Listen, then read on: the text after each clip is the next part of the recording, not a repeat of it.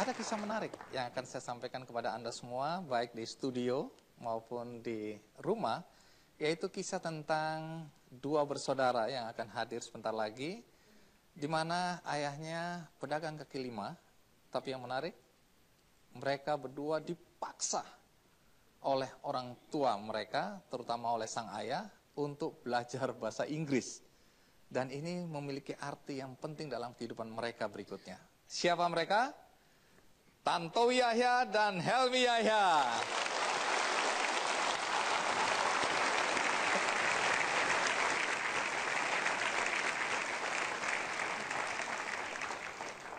Baik, menarik sekali karena dari kisah perjalanan hidup Anda berdua, saya melihat ada banyak hal menarik, terutama tentang ayah. Pertanyaan pertama tentu, apakah benar ayah Anda pedagang kaki lima? Betul. Jual kacamata bekas. Di mana itu?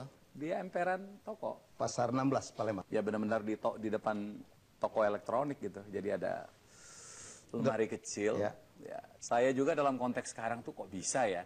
Ada seorang bapak yang mensupport dua anaknya sekolah. Sampai kemudian saya ke Jogja, ke Bandung, Helmi ke Jakarta. Kok bisa gitu ya? Hanya melalui lapak yang selebar ini? Bukan lapak, lemari. Lemari. Kalau malam dititipin sama yang punya toko. Kalau malam dititipin, masukin ke tokonya gitu. Titipin kita aja. Keluarin. Ya. Dia bisa ngomong begitu. Kalau saya beasiswa gitu. Kalau dia kan dibayarin oleh bapak. Saya sekolah gak bayar. Gini. Tunggu dulu. Yang lebih banyak ngabisin duit dia daripada saya. Persoalan keluarga kita selesaikan di belakang. Oke. Jujur aja, topik hari ini itu berangkat dari sebuah buku yang dikirimkan oleh Bung Helmi kepada saya. Judulnya My Dad in My Life. Kisah-kisah inspiratif dari ayah alumni STAN. Ya.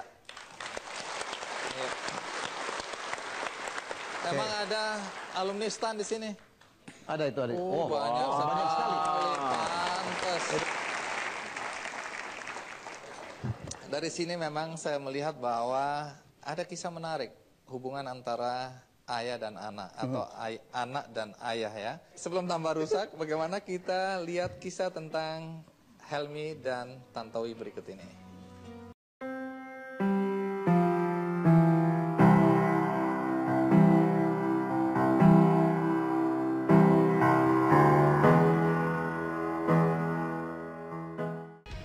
Terlahir sebagai anak bungsu dari 5 bersaudara, Helmi Yahya selalu mencari yang terbaik dalam bidang apapun yang digelutinya. Setali 3 uang sang kakak, Tantowi Yahya, juga menunjukkan prestasi yang sama. Di bidang pendidikan, Helmi merupakan lulusan terbaik dari mulai SD sampai SMA di Palembang. Tidak hanya itu, ia juga merupakan lulusan terbaik dari Sekolah Tinggi Negara atau STAN tahun 1981. Ia kembali membuktikan dirinya dengan meraih gelar Master of Professional Accounting di Universitas of Miami, Florida, yang ditempuh dalam waktu 10 bulan dengan predikat cum laude. Sang kakak, Tantowi Yahya, juga merupakan pekerja keras. Saat masih kelas 2 SMA, ia sudah belajar sambil mengajar bahasa Inggris dan kemudian melanjutkan pendidikan di Akademi Perhotelan. Sukses yang diraih Helmi maupun Tantowi merupakan buah dari pendidikan yang diterapkan oleh ayahnya, HM Yahya Matusin, yang berprofesi sebagai pedagang kaki lima. Sang ayah yang disapa Mbah dalam bahasa Palembang adalah sosok yang keras mendidik anak-anaknya. Baik Helmi maupun Tantowi sadar apa yang dilakukan sang ayah merupakan cambukan bagi mereka untuk bekerja keras agar tidak hidup susah di kemudian hari. Ya agak klise sih, tapi saya harus bicara ya pasti ayah saya ya. He is the one who shaped me rasanya. Bahwa tanpa beliau mungkin ya saya tidak akan pernah menjadi seperti ini ya, karena hidup prihatin yang terpaksa dia perkenalkan ke saya waktu saya kecil. Saya pikir itu faktor-faktor yang akhirnya membuat saya sukses. Aneh saya katakan cara ayah saya mendidik, tapi akhirnya saya bersyukur gitu ya, bahwa ternyata ayah saya benar cara mendidiknya, gitu. Cara mendidik dengan cara yang sangat keras, otoriter, tidak bisa dibantah, ya, ngeselin, tidak pernah melakukan apresiasi. Kini lebih dari 150 karya program televisi sudah dihasilkan oleh Helmi Yahya dan beragam penghargaan pernah diraihnya. Bahkan dirinya dikenal masyarakat sebagai Raja Kuis Indonesia. Pak Tantowi sendiri dikenal sebagai Master of Ceremony atau MC yang handal dan juga anggota DPR RI periode tahun 2009 sampai 2014. Di puncak kesuksesannya saat ini, Helmi mengaku hanya ingin menikmati hidup bersama keluarga dan cucunya. Baginya, nilai-nilai yang telah diajarkan ayahnya adalah tantangan bagi dirinya untuk mempersiapkan anak-anaknya agar sukses seperti dirinya.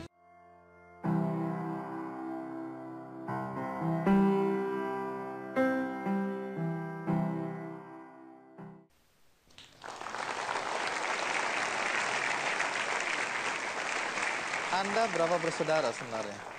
Kita 5 bersaudara, Oke. 2 perempuan, 3 laki. Itu yang hidup, yang survive. Duh, Semuanya 10. Ya, jadi 5 meninggal nggak bisa 5. bertahan. Karena apa? kita ini adalah dari keluarga yang ekonominya Prasejahtera kali. ya, prasejahtera, Kurang gizi. tinggal di Iya. kampung. Betul. Iya, serius. Betul. Sakit karena tidak bisa diobati. Nah, apa betul dulu sebelum Anda berdua lahir, sebenarnya orang tua sempat sukses ya sebagai pengusaha bioskop?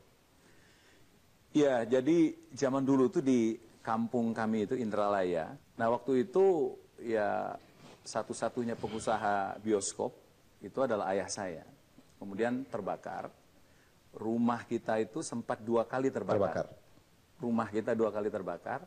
Akhirnya ayah saya banting setir, meninggalkan Indralaya. Terus dia membawa 4 anaknya yang belum menikah, ya, termasuk kami berdua untuk pindah ke Palembang.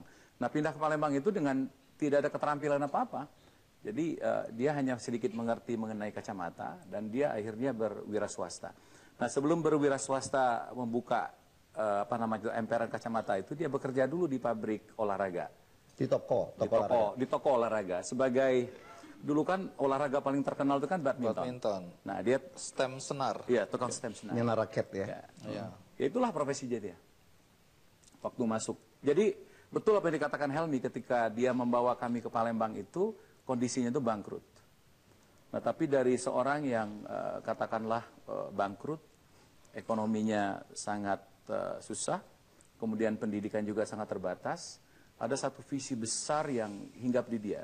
Apa itu? Bahwa 2 anaknya, Yang terakhir. yang terakhir itu, saya dan Helmi itu, harus menjadi stopper dari kemiskinan yang ada di keluarga kita.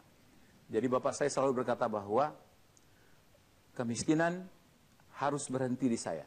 Nah, kemudian dulu itu ketika kami SMP, setiap libur sekolah itu kan ada study tour tuh. Nah, study tour kalau Palembang itu ya ke Jakarta, ke Jogja, ke Bandung. Kita ingin sekali gitu melihat Jakarta itu seperti apa, melihat Bandung seperti apa. Tunggu dulu, jadi Anda ini sebenarnya orang desa ini ya? Oh iya, kita ini Pemda, pemuda daerah. Ya. Setiap kali kita minta ikut itu, nah ini satu kalimat yang sangat membekas. Apa itu? Tantowi, Helmi, tidak usah kalian ke Jawa. Tidak usah sekarang sih. Tidak usah sekarang. Kalian akan tinggal di Jawa. Dan orang Jawa itu akan kenal siapa kalian berdua. Waktu itu kita agak protes, Bung Adi. Kita pikir itu dia kalimat karena dia nggak punya duit aja Iya. gitu ya. Ya. Excuse saja. Excuse saja gitu. Saya bayangin, saya waktu SMA saya ketua OSIS, saya nge-range study tour teman-teman saya untuk ke Jawa, ke Jakarta. Anda sendiri? Saya nggak boleh ikut. Iya. Karena nggak punya duit sebenarnya, tapi dia agak keren ngomongnya. Nanti kamu kencingi Jakarta, dia bilang. Itu kalimatnya dia. Saya Untuk menutupi bilang aja nggak punya ketidakmampuan duit itu gitu. ya. Ngeselin memang, tapi benar. Oke, menarik. Nah, ayah seperti apa sebenarnya sifat-sifat atau sikapnya yang Anda ingat? Oh, sangat otoriter. Anda berdua sepakat bahwa ayah ini sangat otoriter. Yes. Tapi boleh tahu dengan gaya otoriter seperti itu atau sikap otoriter dalam mendidik anak-anaknya, apa dampak positif yang Anda rasakan dalam kehidupan Anda sekarang ini? We don't crack under pressure. Jadi, istilahnya tahan banting. Yeah. Ya, saya mungkin kalau nggak dikerasin begitu, saya nggak jadi apa-apa ya. Saya selalu mengatakan, Helmi, apa kunci kesuksesan? Saya bilang, apa karena kamu sekolah di Amerika, lulusan terbaik? Saya bilang, no. Sekolah terbaik saya adalah sekolah penderitaan. Saya nyebutnya School of Sorrow ya. Jadi, karena saya dibesarkan dalam prihatin. Kita dulu rumah numpang ya, diusir-usir orang, dimarahin orang. Hidup saya penuh dengan penolakan gitu. Itu yang membuat saya jadi tough. Kontrak ditumpangin orang ya di bawah rumah. Ya jadi itu yang kita alamin. Dan ayah itu juga nggak banyak ngomong. Ya jadi saya dan Tanto alhamdulillah karena kondisi kita jadi self motivated gitu ya. Jadi kita termotivasi sendiri. Kalau kita tidak melakukan sesuatu yang lebih dibandingkan yang lain, barangkali kita tidak bisa merubah nasib. Mungkin nasib saya sama dengan ayah saya, itu yang membuat kita, saya pikir itu hari yang terbaik. Mas Helmi, saya dapat gaji pertama. Ya, Bung Tantowi, Bung Helmi, tadi Anda menceritakan bagaimana cara orang tua Anda, dalam hal ini ayah Anda berdua, mendidik Anda dan anak-anaknya tentu dengan cara yang otoriter. Dan itu Bung Helmi pernah menceritakan bahwa itu membuat ada kemarahan. Ya. Tidak mau dianggap remeh. Dan itu membuat fighting spirit menjadi tinggi Anda berdua ya, untuk menaklukkan tanda kutip Jawa. Nah, tapi bagaimana Anda berdua mengubah kemarahan itu menjadi hal yang positif? Mungkin Bung Tantowi dulu. Dalam perjalanan kami, dendam saja terhadap kemiskinan, ya, terhadap kekurangan itu tentu tidak positif. Maka kita akan menjadi orang yang penuh dendam dalam melakukan apapun. Kami melihat ini bahwa ini adalah suatu energi, suatu dorongan positif bagi kami untuk bisa bersaing dengan anak-anak lain yang terlahir dari keluarga yang berada, keluarga terdidik. Gitu. Nah kalau mereka dorongannya lain, kalau kami dorongannya itu adalah bahwa kami harus melepaskan diri dari belenggu kemiskinan ini. Nah syukur alhamdulillah dalam perjalanan itu, sesuatu hal yang tadinya bersifat anger, kemudian kami transform menjadi suatu vitamin positif yang mendorong kami untuk bisa akhirnya menjelmakan mimpi orang tua kami itu bahwa there is no more poverty.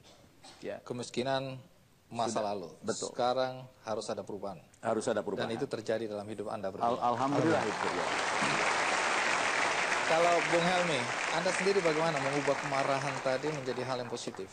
Ya, saya nggak merasa waktu itu saya mengesalkan sekali, saya pikir ya, nggak pernah muji gitu. Ternyata dia nggak pernah muji itu membuat saya butuh lebih banyak pujian. Jadi saya terus berkompetisi gitu. Saya alhamdulillah selalu menjadi yang terbaik. Saya selalu menjadi juara umum.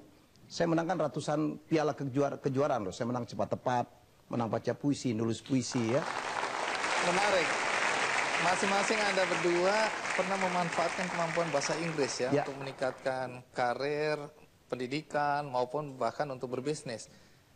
Saya dengar bahwa ayah Anda mendorong dengan keras dan bahkan memaksa Anda berdua untuk belajar bahasa Inggris. Bisa cerita, siapa yang mau cerita? Bung Tantowi mungkin.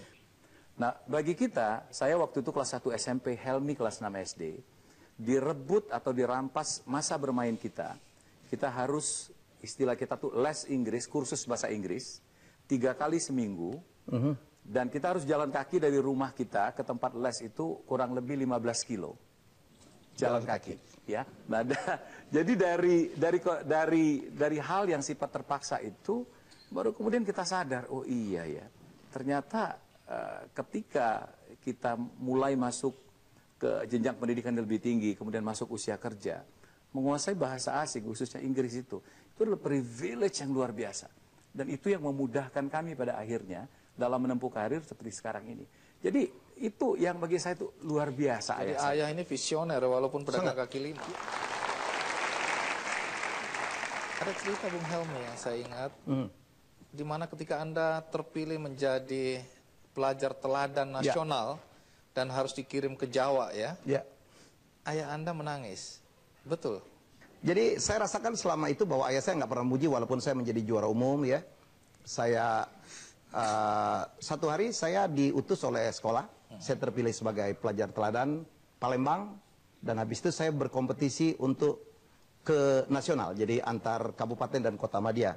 saya dapat cerita dari ibu saya bahwa dia duduk, kita kan rumahnya rumah panggung, ya ada, kita nyebutnya garang itu apa ya, teras gitu, Teras. pakai kursi, dan dia menunggu saya dan sampai menangis, sampai apa, itu yang selalu saya kenang.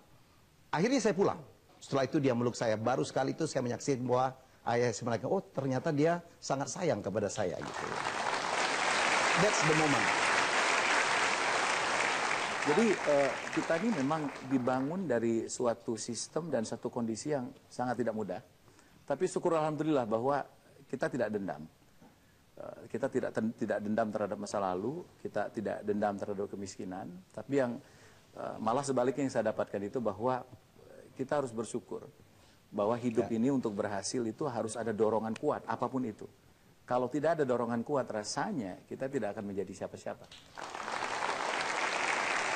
Ketika ayah Anda akhirnya pergi untuk selama-lamanya, saya dengar bahwa Bung Helmy sempat merasa ada penyesalan karena pada hari itu di mana Anda sebenarnya baru pertama kali mendapat gaji. Rapelan gaji ya.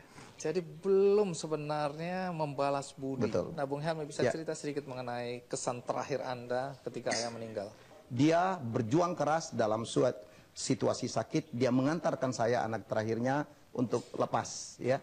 Jadi begitu saya terima rapelan gaji ya sebagai capak doa ayah saya pergi. Jadi itu momen yang betul-betul saya pikir wow, luar biasa ya, saya betul-betul bertanggung jawab hingga akhir-akhir ya mengantarkan saya ke gerbang. Anda sampai ke gerbang sukses itu tadi ya. Yes. Luar biasa. Kalau Bung Tantowi, apa kenangan terakhir Anda tentang ayah Anda?